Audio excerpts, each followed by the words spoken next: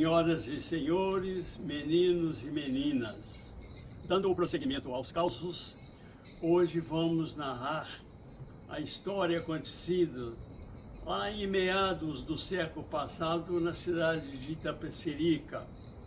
É a história de um telegrama não entregue. Devo primeiramente explicar o que é telegrama, porque hoje é um instrumento de pouco uso. Na minha infância, o telegrama era um meio de comunicação dos Correios, em que interligava as pessoas, era um meio de comunicação, de parabenizar pelo aniversário, por uma data de casamento e tudo mais. Essa história aconteceu de uma forma assim, dentro dos padrões daquela época. Manuel Carteiro era um cidadão lá de Itapecerica. Ele era um homem de muitas funções. Eu o conheci como carroceiro. Era fabricante de colchões e não sei por que razão ele foi guindado ao posto de carteiro. Ele era um entregador de cartas naquele tempo, hoje outro instrumento também pouco utilizado. Um dado curioso do Mané Carteiro é que ele exercia uma função que exigia um certo conhecimento, uma certa escolaridade. Entretanto, o Mané Carteiro era analfabeto de pai e mãe.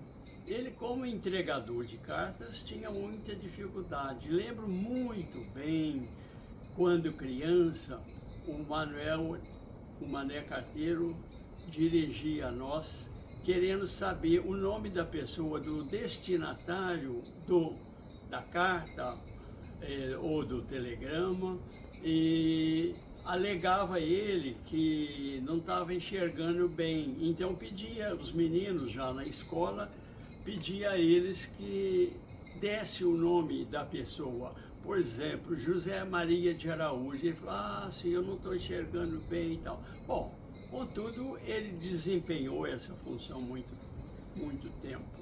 Em algum sábado da minha infância, ele foi procurado para fazer um colchão de crina. Alguns minutos depois, ele recebeu um recado do chefe dos Correios que ele tinha que cumprir uma missão, ou seja, uma entrega de um telegrama urgente lá nas bandas do Tira-Chapéu, próximo da cidade de Formiga. Surgiu um impasse. Ele tinha que entregar o colchão para os noivos que iam se casar à tarde e tinha que cumprir a sua missão nos Correios, que era de entregar o telegrama. Então ele recorreu a uma pessoa conhecida na cidade por Chico Marimbondo. Esse Chico Marimbondo foi criado na roça, chegou lá na cidade, assim, com muito poucos conhecimentos, e ele se sujeitava a várias espécies de trabalho, de servente de pedreiro, de capinador de quintal, tudo ele topava. Então Manuel Carteiro recorreu ao Chico Marimbondo, lá da localidade denominada Marimbondo, daí o nome Chico Marimbondo. Manuel Carteiro arrumou para o Chico Marimbondo um pangaré, um cavalo já mais velho, então, que serviu a função, e assim o Chico Marimbondo foi cumprir a sua tarefa de entregar o telegrama lá no Tira-Chapéu. Foi lentamente, porque o cavalo não tinha nenhuma velocidade e chegou no grafite, passou na Água Limpa e quase chegando em Neolândia, o Chico Marimbondo sentiu uma dor de barriga e apiou do cavalo, procurou um mato para aliviar e desceu as calças e fez lá o seu trabalho no meio do mato. Bom, voltou depois ao cavalo, montou e prosseguiu no caminho. Depois de cavalgar um certo tempo, ele avistou de longe uma igreja que ele entendeu, mas a igreja de São Francisco, aqui em Formiga, parece que tem uma igreja muito parecida com a igreja de São Francisco. Aí aproximou da igreja, viu que era a igreja de São Francisco. Caminhou mais um pouco, aí chegou numa praça, um largo que ele identificou, mas é o Largo de São Francisco, muito parecido com o Largo de São Francisco de Itapecerica.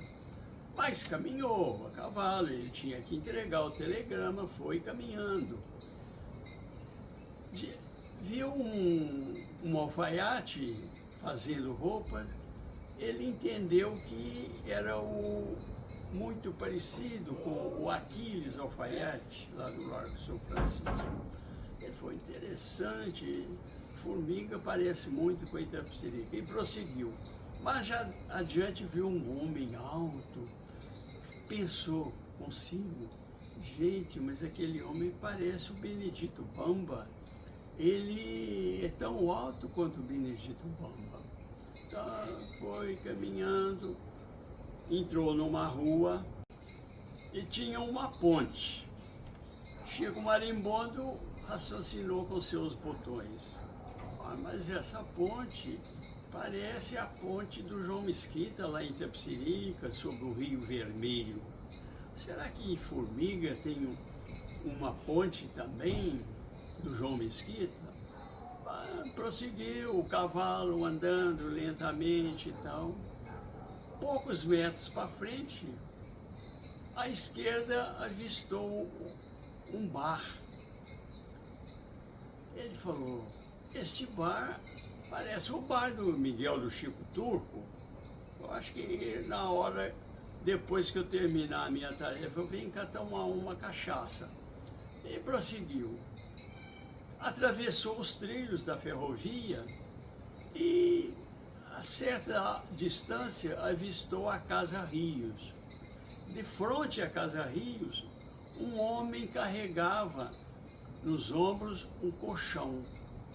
Ele falou, gente, aquele homem está parecendo com o Mané Carteiro. Será? Ele aproximou dele e, olha, mas você é o Mané Carteiro? Ele respondeu, ô Chico Marimbondo, você cumpriu a sua tarefa, entregou o telegrama lá no Tira-Chapéu. Aí o Chico Marimbondo caiu em si e viu que estava em Itapecerica. Chico Marimbondo não contava que o Pangaré, enquanto ele estava aliviando lá no mato, o Pangaré mudou de posição. Ao invés de ir para Formiga, ele voltou para Itapecerica.